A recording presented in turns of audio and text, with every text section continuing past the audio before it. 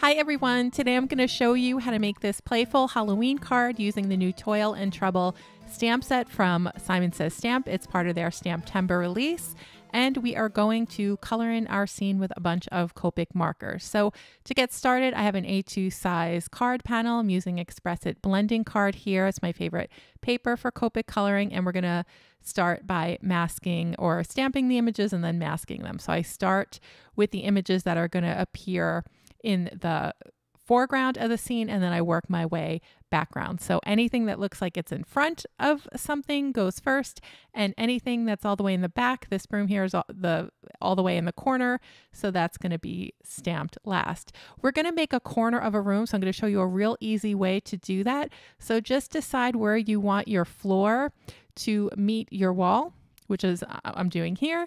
And then you're going to decide where you want your corner, and you're going to draw a vertical line connecting your floor. And then you're going to draw a diagonal line. And then that's going to, now you can see the corner come into view. So you have the wall on the right, the back wall on the left, and then the floor in the front. And then we're going to have a wood floor. So I'm just adding in some horizontal lines here to look like wood slats. And as I get towards the back of the scene, I'll make the space between my lines shorter because that's how it would look in perspective. I'm going to color in that back wall just using an E49, so a real dark brown color.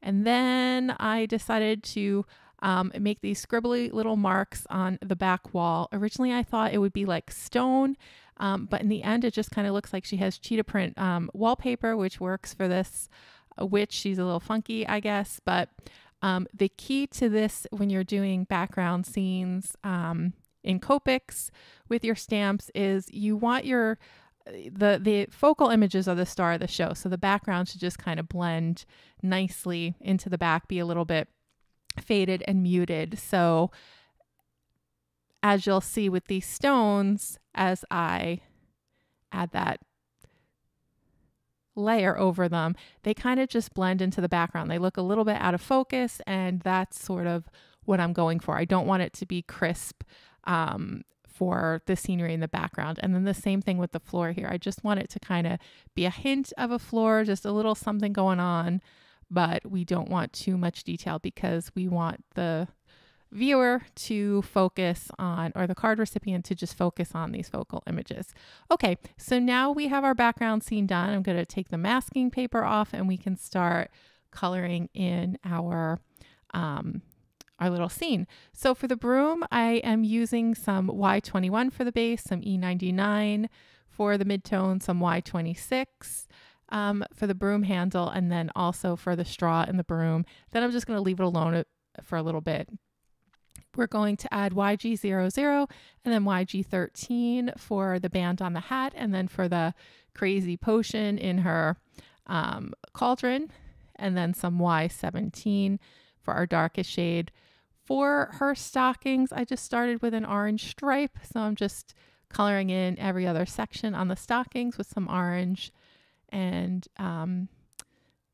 then I'm just using some cool gray there just to give a little bit of dimension on the stockings. And then we're going to color in our cauldron with that C3 as well, leaving the center pretty pale.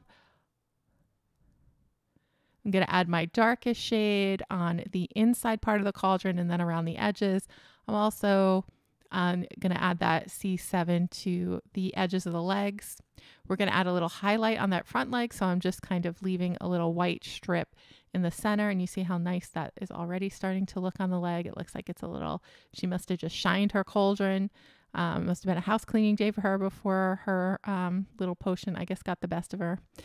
And then I'm just going to work in layers with the cauldron. So now we're putting in our darkest shade, which is the C10, and I'm adding that around the edges of the cauldron and around the crack.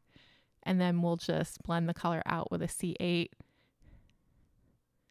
And I'm just going to keep doing that same method until we get towards the center of the cauldron. So I want the edges to be dark and then the center to be light, and that's going to help make it look like it's a rounded shape.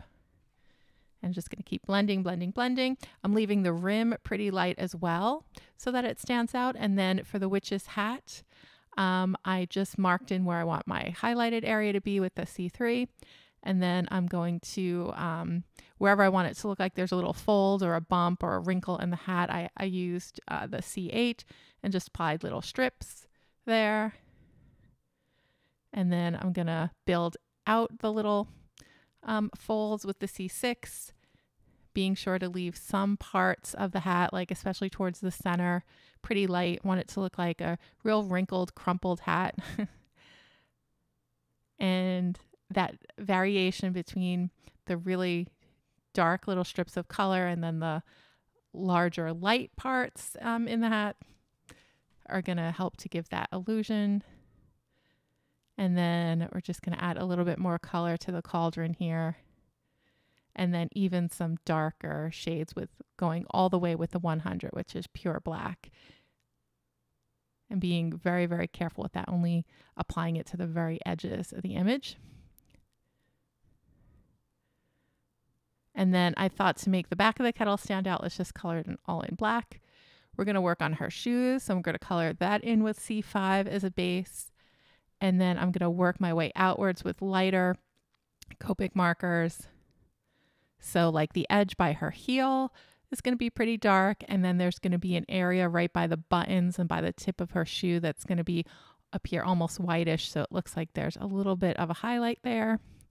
I guess her feet are being illuminated by the crazy green potion that she has going on in her cauldron. And this is a real small area, so I'm just taking my time, working through, getting the blend right so that it goes from a really dark black all the way to the highlighted area by the tip of the shoe. And then I thought her stockings needed a little bit more pizzazz, so I added in some violet there. And then we're going to add the magic to her potion. I just stamped the stars and the little bubbles from the stamp set, and I'm just going to color right over the background. And if there's a spot like that yellow star there, it's kind of blending in, well, no problem, we'll just make it black. So the areas where the color didn't go over so well, I just turned them into black stars, which is perfectly appropriate for Halloween, and it actually adds a little bit of punch to the scene as well, I think. And then I'm just going to darken up the broom handle there with some, I think that was E27. And then we'll darken up the stripes on her stockings as well. If I did this over again, maybe I would give her black and white stockings. And then we're just going to add a little magic. So we're just going to make some little like bubble shapes and some little just dots and just add that all around where we have our little stars and the little potion bubbles, just to make it look like there's a whole bunch of magic going on in the room. And then we're done. So I'm going to peel up the washi tape, and then we can go ahead and stamp the sentiment. So this sentiment is included in the stamp set. It's just nice and basic, just says Happy Halloween. There are also some humorous sentiments in the stamp set as well, like trick or treat, smell my feet, I think. And then one other, I don't remember.